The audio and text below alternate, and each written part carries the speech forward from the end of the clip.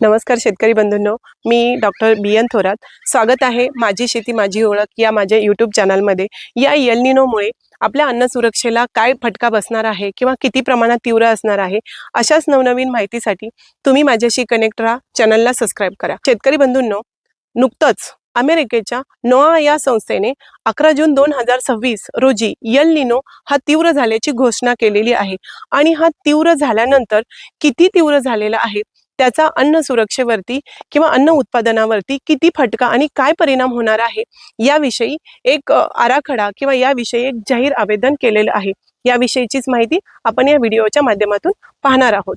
तर जे काय अन्न सुरक्षा करणारे अबाधित देश आहेत, या देशांवरती एल निनोमुळे दुष्काळाचं सावट ओढलेलं आहे. पावसाचं प्रमाण कमी झालेलं आहे.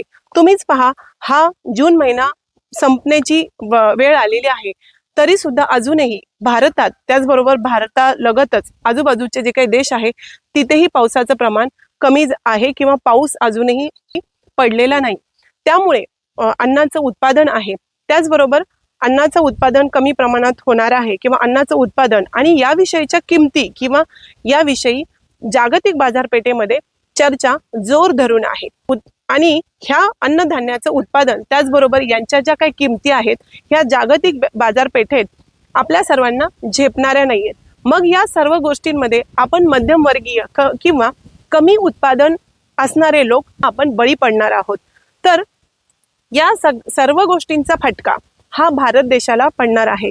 कारण भारत हा देश खाद्यतेल त्याचबरोबर कडधान्यांची आयात ही आजूबाजूच्या देशांकडून करत असतो. यामध्ये म्यानमार, इंडोनेशिया आणि मलेशिया हे देश महत्त्वाचा रोल प्ले करतात. म्यानमारकडून आपण कडधान्यांची आयात करतो, तर इंडोनेशिया आणि मलेशियाकडून आपण खाद्यतेलाची आयात करतो.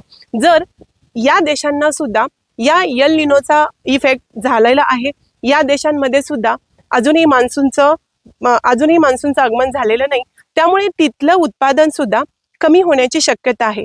जर त्यांचं उत्पादन कमी झालं, ते करणारी आयात सुद्धा कमी होणार आहे किंवा झाली तरी त्यांच्या किमती वाढणार आहेत आणि या किमतीचा फटका भारतीय अर्थव्यवस्थेला बसणार आहे.